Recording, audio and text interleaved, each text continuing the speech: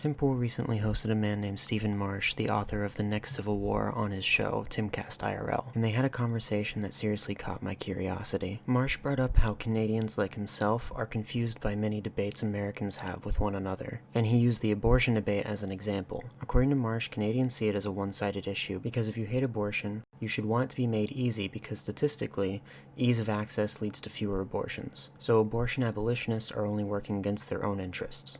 This was all in episode 470, by the way, if you want to hear the whole conversation on the topic. This video isn't necessarily about abortion, but the example the debate around abortion gives us is perfect. So I'd like to thank Mr. Marsh for providing me with not only the idea for this video, but also the perfect example that I get to use throughout. What Marsh caused me to realize is the true magnitude of the differences between the United States and the rest of Western civilization, even including Canada. Most people can't tell the difference between the average Canadian and American because outwardly we seem so similar. Our media is all the same, our cultural movements largely bleed over the borders, our accents are hard to distinguish, and we both come from the same Anglo-Saxon tradition. Our histories are so completely intertwined that you can't explain Canadian history without first explaining American history in full. The real difference between us is in our philosophy on decision-making, which sounds like a huge difference, but it's subtle enough that it doesn't show itself in such obvious ways. In America, we think in terms of principle, while much of the rest of the West thinks in terms of pragmatism. It just so happens that our principles are largely based on what nature dictates, and nature also happens to be what sets the parameters of what's pragmatic. So we normally all come to similar conclusions.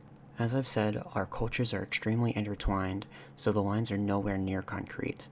Many Canadians think like Americans, and vice versa. In fact, the whole Anglosphere, Canada, Australia, New Zealand, and the British Isles all have many people who think like Americans. I'd say much of this goes back to the American Revolution, which was the only successful revolution which was so tied to English culture. The colonists were never really as terribly oppressed as we make them out to be in school. They were freer than any one of us could ever hope to be. The war was really an ideological one. The colonists had certain principles they were willing to die for, chief among them was liberty. While they were living the lifestyle of someone with all the liberty in the world, they knew it wasn't true liberty. The liberty they enjoyed was simply granted to them by the king rather than being recognized as inherent and God-given. It was obvious in the way that the British Army was allowed to behave in wartime, or in how human beings were treated like property, or in the way the king could make decisions for them without any recourse, hence no taxation without representation. It all becomes pretty obvious when you consider the war didn't really kick off until the British attempted to disarm the colonial militias. What is now Canada actively fought against the rebel colonies, opting to stay part of the empire, cementing that choice in the War of 1812. The Texan Revolution followed the exact same trend. The Australians attempted a similar rebellion of their own, which definitively failed, New Zealand acting as their Canada. Our revolution was based on principle alone, while Canada's choice was purely pragmatic. It's important for me to point out that the West, especially the Anglosphere, largely holds the same principles as the United States. The difference is purely the value placed on principle and how that compares to the value placed on potentially more favorable outcomes. My dad may argue, I don't care about the result that much. The government should not be sanctioning the murder of innocent children, while the Canadian would be more likely to say, I want what would lead to the fewest murdered children, which is making abortion accessible for everyone. Which probably has something to do with their politeness stereotype. Since arguments are based more on data over there, it may be easier for someone not to get heated, while here, someone from the other side of the abortion debate may scream at my dad for advocating for the enslavement of women, while my dad screams back accusing them of infanticide. That's just a random side note, I guess. That's not something that I've really thought through that much.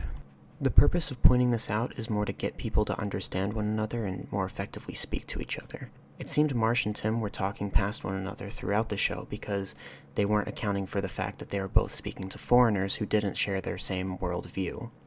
Other Americans too often think we can just talk to a Canadian about politics or philosophy and that we'll be able to effectively communicate because there's this underlying assumption that we're coming from the same place, when in reality we aren't. We also assume that the West is on our side because they believe in human rights and democratic institutions and fairness. But the thing is, we believe in those things because we believe that they are moral goods, whether they lead to prosperity or not, and the rest of the West only believes in them as long as they facilitate material good. In practice, these views can easily coexist, but we need to keep them in mind when communicating with one another.